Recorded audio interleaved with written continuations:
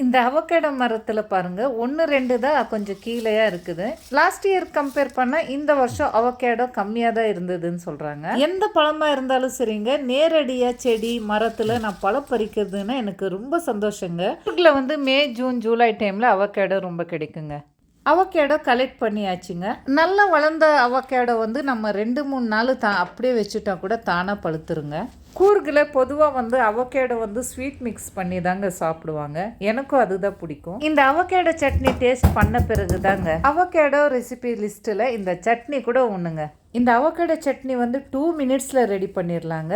காரத்துக்கு தேவையான அளவுக்கு பெப்பர் சேர்த்துக்குங்க. இந்த அவகேடோயும் சேர்த்துக்கிட்டு மேஷ் பண்ணிக்குங்க. பொடியாக நறுக்கி இருக்கிற வெங்காயம், தக்காளி, கொத்தமல்லி, புதினா, கொஞ்சம் க்ரீன் சில்லியும் சேர்த்துக்குங்க. சேர்த்துக்கிட்டு தேவையான அளவுக்கு உப்பு சேர்த்துக்குங்க. கொஞ்சம் லெமன் ஜூஸும் சேர்த்துக்கிட்டு மிக்ஸ் பண்ணால் அவ்வளோதாங்க ரெடி ஆயிடுச்சு. இந்த அவகேடோ சட்னி வந்து டோஸ்ட் பண்ண பிரெட்டோட சாப்பிட்டிங்கன்னா அட்டகாசங்க. ஏன்னா நம்ம வீட்டில் இருக்கிற தோசை, இட்லி, சப்பாத்தி, பூரியோட சாப்பிட்டாலும் டேஸ்ட் அட்டகாசமாக இருக்குங்க. நான் வந்து கோதுமை லேயர் சப்பாத்தியோட டேஸ்ட் பண்ணுறேங்க. அடேங்கப்பா, டேஸ்ட் அட்டகாசமாக இருக்குங்க. நல்லா க்ரீமியாக, நல்லா காரசாரமாக சாப்பிட்றதுக்கு அவ்வளோ நல்ல டேஸ்ட்டும் நல்லா இருக்குது. நீங்களும் கண்டிப்பாக இந்த ரெசிபியை ட்ரை பண்ணி பாருங்கள். அவகேடோவில் வந்து ரொம்ப டைப்ஸ் இருக்குது. நம்ம சைஸும் அப்புறம் அதோட ஷேப்பும் வந்து கொஞ்சம் கொஞ்சம் மாறி இருக்கும். இது பாருங்கள், இதோட ஸ்கின் வந்து வைலட்டாக இருக்குது. நம்ம பறிக்கும் போது இந்த அவகேடோ க்ரீனாக இருந்தது. பழமான உடனே இதோட ஸ்கின் வைலட் கலரில் மாறிடுச்சு. ஆனால் டேஸ்ட் எல்லாமே ஒரே மாதிரி தாங்க இருக்குது.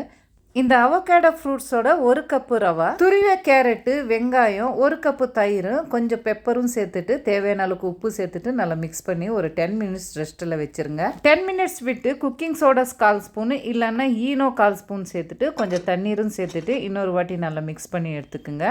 மாவு வந்து ரொம்ப திக்காக இருந்தால் 1 டேபிள் ஸ்பூன் தண்ணி சேர்த்துட்டு ஃபைனலாக ஒரு வாட்டி நல்லா மிக்ஸ் பண்ணி எடுத்துக்குங்க. இப்போ மீடியம் சூடாக இருக்கிற பனியார சட்டியில் நீங்கள் மாவை ஊற்றிட்டு ஒரு 2 நிமிஷம் நீங்கள் மூடி போட்டு வச்சுருங்க. கொஞ்சம் ஆயில் விட்டு எல்லா சைடும் நல்லா ஸ்பின் பண்ணி நல்லா கிறிஸ்பா சுட்டு எடுத்தீங்கன்னா சூப்பர் ஹெல்தியான அவகேடோ பணியாரம் ரெடி. மேலே கிறிஸ்பா உள்ள சாஃப்டா இந்த ஹெல்தியான பணியாரம் வந்து நீங்க சட்னி சாம்பாரோட சாப்பிட்டா கூட ரொம்ப அட்டகாசமா இருக்குங்க.